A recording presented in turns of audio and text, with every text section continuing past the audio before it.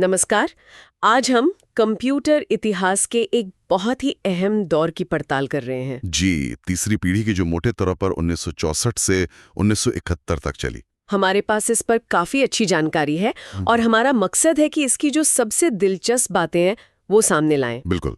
तो चलिए शुरू करते हैं एक बड़े सवाल से। जी। कैसे वो कंप्यूटर जो पहले पूरे कमरे जितने बड़े होते थे, हाँ, वो भीमकाय मशीन है। वो अचानक छोटे, ज्यादा तेज और भरोसेमंद कैसे बन गए? जरूर कोई बड़ा आविष्कार हुआ होगा। हाँ, बिल्कुल। इसका राज छिपा है इंटीग्रेटेड सर्किट में, जिसे हम आईसी कहते हैं। आईसी। अच्छा। हाँ, सोचिए, पहले जहां हर चीज के लिए अलग अलग ट्रांजिस्टर लगते थे, हाँ। अब एक नन्ही सी सिलिकॉन चिप पर हजारों ट्रांजिस्टर, रेजिस्टर्स, कैपेसिटर्स सब आ गए। हजारों, एक छोटी सी चिप पर। जी हाँ, यही वो मतलब गेम चेंजर था। तो इसका असर तो जबरदस्त पड़ा होगा फिर कंप्यूटर के साइज पर, है ना? और Exactly. स्पीड पर भी जबरदस्त से भी ज्यादा। कंप्यूटर का आकार एकदम से घट गया। हाँ।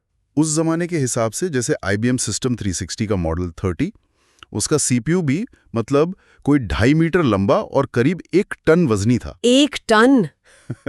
फिर भी? हाँ, लेकिन ये दूसरी पीढ़ी वाले कमरों से तो बहुत छोटा था।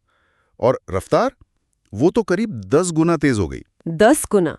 और मेमोरी भी वो कुछ किलोबाइट से बढ़कर कई मेगाबाइट्स तक पहुंच गई। हार्ड डिस्क भी पहले जो 5 MB की होती थी, वो अब 100 MB तक डेटा रखने लगी। वाह, 10 गुना रफ्तार और मेमोरी भी इतनी ज्यादा। इससे क्या नई चीजें मुमकिन हुई फिर? इसी तेज गति और बेहतर मेमोरी ने मल्टी प्रोग्रामिंग और टाइम शेयरिंग जैसे मतलब बिल्कुल नए कॉन्सेप्ट्स को जन्म दिया। मल्टी प्रोग्रामिंग और टाइम शेयरिंग, ये सुनने में थोड़े भारी शब्द लग रहे हैं। आसान शब्दों में समझाएंगे? हाँ, बिल्कुल। मल्टी प्रोग्रामिंग मतलब एक ही कंप्यूटर एक साथ कई प्रोग्राम चला सकता था। और टाइम शेयरिंग का मतलब था कि कई लोग एक ही वक्त में उस कंप्यूटर को इस्तेमाल कर सकते थे। अच्छा, यानी एक कंप्यूटर, कई काम, कई लोग। सही।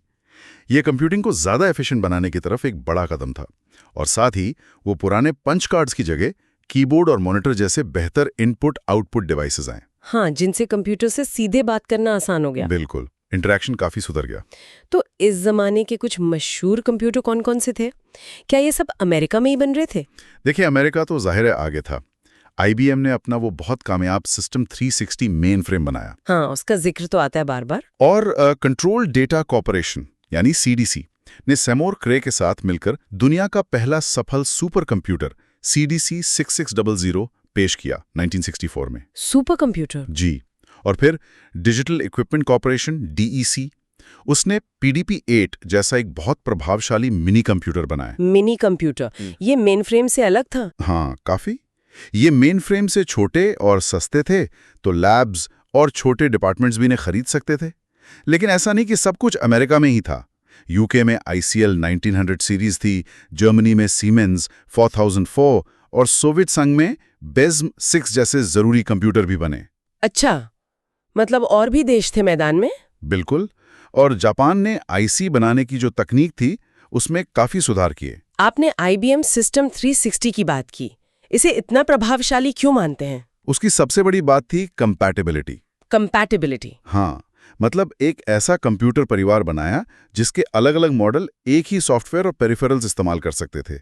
ये एक तरह से प्लेटफॉर्म का शुरुआती आइडिया था। अच्छा, यानी एक बार सॉफ्टवेयर खरीदा तो वो आगे के मॉडल्स पर भी चलेगा? बिल्कुल।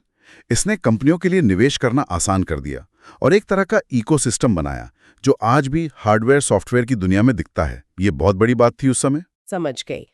फायदे तो साफ हैं, छोटा आकार, तेज रफ्तार, ज्यादा भरोसेमंद, बिजली भी कम। लेकिन क्या इस पीढ़ी की अपनी कुछ चुनौतियां या कमियां भी थीं? हाँ, थी बिल्कुल। जैसे ये मशीनें भले ज्यादा भरोसेमंद थीं, पर थी बहुत जटिल, तो इनके रखरखाव के लिए बहुत स्किल्ड टेक्नीशियन चाहिए होते थे। और जो शुरुआती ICs थे, वो आज के माइक्रो प्रोसेसर जितने पावरफुल नहीं थे। उनकी डेंसिटी कम थी, लागत भी घटी, पर आम घरों के लिए तो ये अब भी बहुत महंगे थे। हाँ, वो तो खैर। और बड़े सिस्टम्स में गर्मी निकलना, मतलब हीट मैनेजमेंट, वो अब भी एक मुद्दा था, हालांकि पहले से कम। तो फिर इनका इस्तेमाल कहाँ हो रहा था? कौन कर रहा था? इस्तेमाल तो बहुत फैल गया था। बिजनेस में, जैसे पेरोल चलाने, इन्वेंट्री मैनेज करने के लिए। अच्छा। साइंटिफिक रिसर्च में बहुत ज्यादा।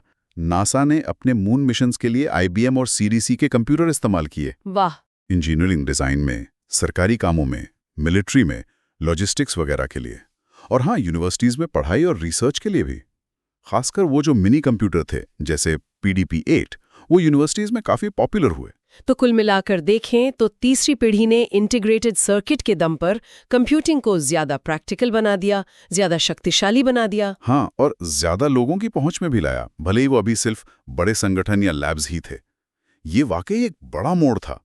इसने उन विशाल मेन फ्रेम और जो पर्सनल कंप्यूटर का युग आने वाला था, उसके बीच एक पुल का काम किया, है ना? बिल्कुल सही कहा। आज हम जिस इंफॉर्मेशन एज में जी रहे हैं, उसकी जो ठोस बुनियाद है, वो इसी दौर में रखी गई थी। सच में? और अंत में एक सोचने वाली बात छोड़ जाते हैं। बताइए। कि उस समय के जो मिनी कंप्यूटर्स थे, जैसे PDP-8, उन्होंने कंप्यूटर को लैब और छोटे बिजनेस तक पहुंचाया। वो आम लोगों के लिए नहीं थे। हाँ। फिर भी उन्होंने कैसे आज के स्मार्टफोन और जो ये हर जगह कंप्यूटिंग मौजूद है, उसकी जमीन तैयार की होगी, ये सोचने पर मजबूर करता है कि तकनीक कैसे धीरे धीरे परत दर परत समाज में फैलती है और उसे बदल देती है। ये वाकई सोचने वाली बात है। बहुत शुक्रिया इस दिलचस्प चर्चा के लिए।